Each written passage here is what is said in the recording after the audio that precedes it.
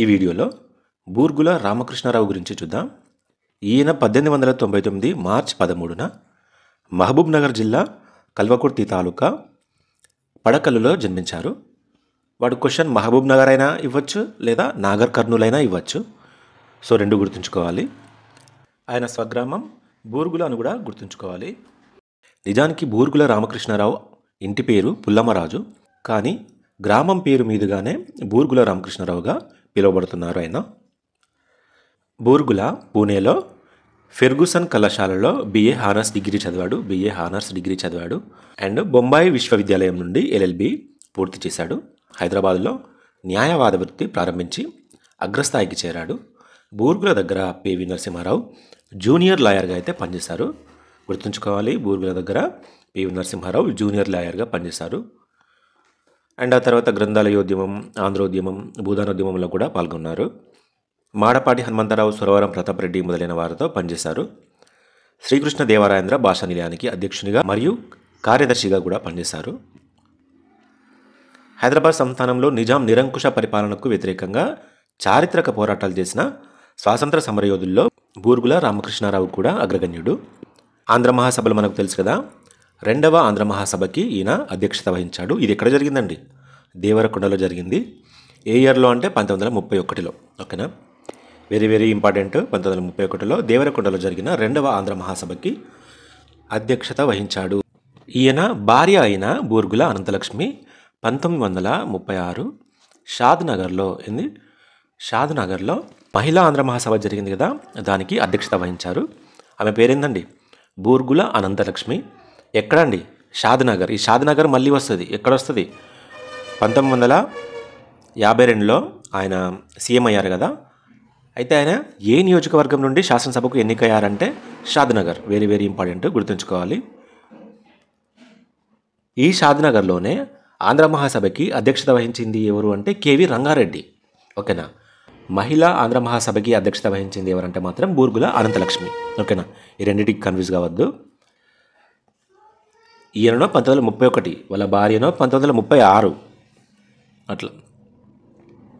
Burgula Ramakrishna Rao Nizam subject league కార్యదర్శిగా వ్యవహరించారు. ఈయనొక్కడే కాదు, సయ్యద్ అబీద్ హాసన్ మరియు శ్రీనివాస శర్మ కూడా కార్యదర్శులుగా నిజాం సబ్జెక్ట్ లీగ్ పనిచేశారు. అయితే నిజాం సబ్జెక్ట్ లీగ్ అధ్యక్షుడు ఎవరండి?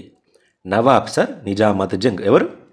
నవాబ్ సర్ నిజామత్ జంగ్. ఓకేనా, ఇది 1935లో ఏర్పడింది. దీన్ని నిజాం సబ్జెక్ట్ లీగ్ అనే కాకుండా నిజాం ముల్కీ లీగ్ అంటారు, జమీయత్ రిఫాయమే నిజాం అంటారు, నిజాం ప్రజల సంఘం అంటారు. తెలుసు కదా, ముస్లింలు ఏర్పాటు చేసుకున్నారు దీన్ని. అయితే ఇందులో నుండి హిందువులు బయటకు వచ్చి పీపుల్స్ కన్వెన్షన్ ఏర్పాటు చేసుకున్నారు అనమాట. దీన్ని బూర్గులనే స్థాపించాడని బుక్లో ఉంది. అండ్ 1942 క్విట్ ఇండియా ఉద్యమంలో పాల్గొని జైలుకి వెళ్ళారు. వెల్లోడి పౌర ప్రభుత్వంలో బూర్గుల విద్య, రెవెన్యూ, ఎక్సైజ్ శాఖ మంత్రిగా ఆయన పనిచేశారు. ఇంపార్టెంట్ అండి ఇది. రెవెన్యూ శాఖ మంత్రిగా, ఎక్సైజ్ శాఖ మంత్రిగా, విద్యాశాఖ మంత్రిగా అయితే ఆయన వెల్లోడి ప్రభుత్వంలో పనిచేయడం జరిగింది. ఆ సమయంలో బూర్గుల రెవెన్యూ మంత్రిగా ఉన్నప్పుడు భూదానోద్యమం జరిగింది కదా, 1951 ఏప్రిల్ 18న. ఈ భూదానోద్యమానికి చట్టబద్ధత కల్పించాడు ఎవరు? బూర్గుల రామకృష్ణారావు రెవెన్యూ మంత్రిగా ఉన్నప్పుడు వినోబా భావే ప్రారంభించిన భూదానోద్యమానికి చట్టబద్ధత అయితే కల్పించారు. ఆ తర్వాత హైదరాబాద్ రాష్ట్ర తొలి ముఖ్యమంత్రి అయ్యారు 1952లో. దాని గురించి చూద్దాం. ఇంతకుముందు చూసినాం కదా, ఏ శాసనసభ నుండి ఎన్నికయ్యారు అంటారు, అప్పుడు షాద్నగర్ అని చెప్పాలి. Very very important. Okay, next Hyderabad Raj Pramukh అయిన మీర్ ఉస్మాన్ అలీ ఖాన్ కింగ్ కోటిలోని తన నివాసంలో బూర్గుల రామకృష్ణారావు చే 1952 మార్చి 6న సీఎంగా ప్రమాణ స్వీకారం అయితే చేయించారు బూర్గులని.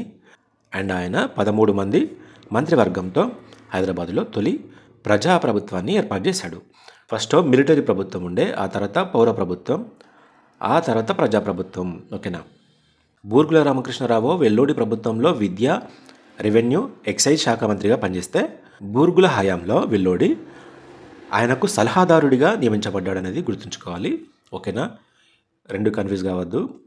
వెల్లోడి ప్రభుత్వంలో బూర్గుల రెవెన్యూ శాఖ మంత్రిగా పనిచేస్తే బూర్గుల ప్రభుత్వంలో వెల్లోడి ముఖ్య సలహాదారుడిగా పనిచేయడం జరిగింది. 1953లో ఖమ్మం ఏర్పడింది కదా, అది కూడా ఈయన హయాంలోనే. అండ్ 1953లో ఈయనకు డాక్టర్ ఆఫ్ లిటరేచర్ గౌరవ పట్టాను ఆంధ్ర విశ్వవిద్యాలయం అయితే ప్రదానం చేసింది. అండ్ అలాగే 1956లో డాక్టర్ ఆఫ్ లాస్ అనే పట్టాను ఓయూ అయితే ఇచ్చిందనేది గుర్తుంచుకోండి. అండ్ పెద్ద మనుషుల ఒప్పందంలో కీలక పాత్ర పోషించారు. తెలంగాణ నుండి 4 సంతకం చేశారుగా, అందులో ఈయన కూడా ఒకడు. 1956 నవంబర్ 1 ఆంధ్రప్రదేశ్ ఏర్పడేంత వరకు హైదరాబాద్ రాష్ట్ర సీఎంగా పనిచేశారని చెప్పుకోవచ్చు.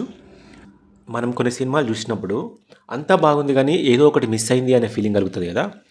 సేమ్ నాకు బూర్గుల రామకృష్ణరావు గురించి చదివినప్పుడు కూడా అంతా బాగానే ఉంది కానీ ఏదో ఒకటి మిస్ అయింది అనిపిస్తుంది. ఏంది అంటే ఆయనకు తెలంగాణకు సపోర్ట్ చేయకుండా విశాలంధ్రకు సపోర్ట్ చేయడం అయితే నాకు కొంచెం నచ్చలేదు. అంటే నాయకులు చెప్పిళ్ళు, నెహ్రూ గిట్లా పెద్ద పెద్దోళ్ళు చెప్పిళ్ళు, చెప్తే మాత్రం నువ్వు ఎలా తెలంగాణని వదిలిస్తావు? నువ్వు బలంగా నిలబడాలి కదా. నువ్వు నిలబడకపోవడం వల్లనే కదా ఇంతమంది ఇన్ని రకాలుగా బాధపడ్డారు. ఇది మన ఆంధ్ర రాష్ట్రం ఏర్పడింది కదా మద్రాసు నుండి ఏర్పడినప్పుడు వాంచు కమిటీ ఏం చెప్పిందంటే మద్రాసును ఉమ్మడి రాజధానిగా ఒక 4 సంవత్సరాలు ఉంచాలని చెప్పింది. కానీ అప్పటి మద్రాసు సీఎం అయిన సి రాజగోపాలాచారి అసలు ఒప్పుకోలేదు. అట్లుండాలి, బలంగా నిలబడాలి కొన్ని విషయాల్లో. ఈయన అలా నిలబడలేకపోయిండు, బలంగా తన వాయిస్ని చెప్పలేకపోయిండు. అంటే చెప్పిండు బట్ ఆయనను మార్చేసిళ్ళు. మర్రి చెన్నారెడ్డి అంతే, కెవి రంగారెడ్డి అంతే.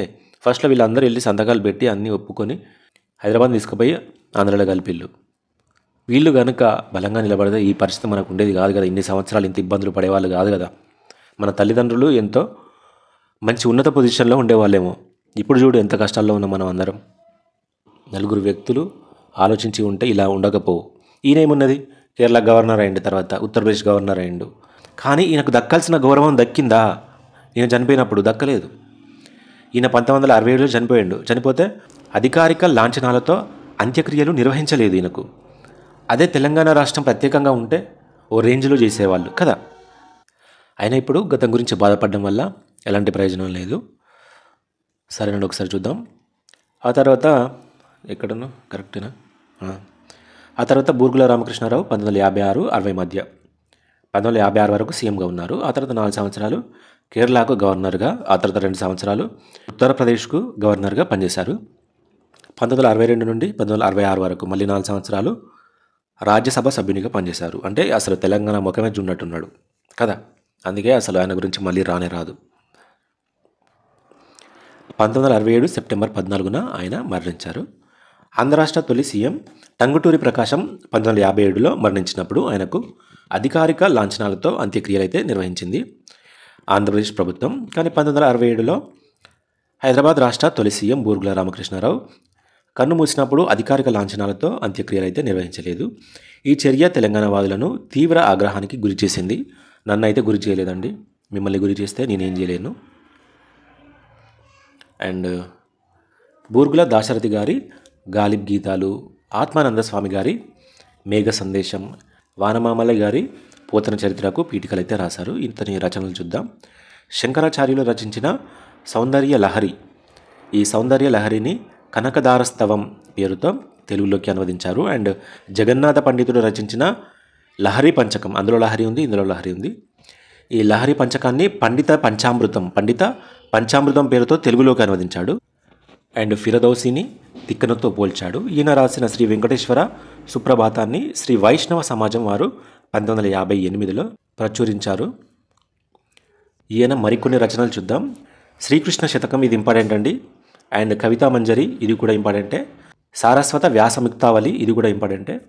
నవీన వాగ్మయం, కరకంకణం, the dream of poets and poems, నివేదన, పుష్పాంజలి, ఇవన్నీ కూడా ఇంపార్టెంటే. తొలి చుక్క, ఓకేనా, ఇవన్నీ గుర్తుంచుకోవాలి. సారస్వత వ్యాసముక్తావళి, శ్రీకృష్ణ శతకం, కవితా మంజరి ఇంతకుముందు కూడా వచ్చినాయి. అండ్ బూర్గుల సారస్వత వ్యాసముక్తావళి అనే వ్యాస సంకలనంలో కింది విషయాలనైతే తెలియజేయడం జరిగింది. అపకవిని తెలంగాణ వాడని నిర్ధారించడం, రెడ్డి రాజుల కాలం నాటి మత సాంఘిక పరిస్థితులు వివరించారు. నండూరి వారి ఎంకిపాటల ప్రాశస్త్యం గురించి కూడా ఆయన వివరించడం జరిగింది. కృష్ణ శతకంలో మనుషులలో గల చిత్త వాంఛల్యాన్ని ఆయన తెలిపారు. ఇదండి బూర్గుల రామకృష్ణారావు గారి గురించి, ఓకేనా. ఎగ్జామ్కు ముందు ఖచ్చితంగా వీడియో అయినా చూడండి, లేకపోతే పీడిఎఫ్ అయినా ఓపెన్ చేసి ఒకసారి చదువుకోండి, ఓకేనా. ఇలా ఉంటాయండి వీడియోస్. మీకు ఎవరికైనా ఇంట్రెస్ట్ ఉంటే మన యాప్ డౌన్లోడ్ చేసుకొని కోర్స్ అయితే తీసుకోండి. ఈ వీడియోని ఖచ్చితంగా లైక్ చేసి మీ ఫ్రెండ్స్కి షేర్ చేయండి. సరే మరి నెక్స్ట్ వీడియోలో కలుద్దాం.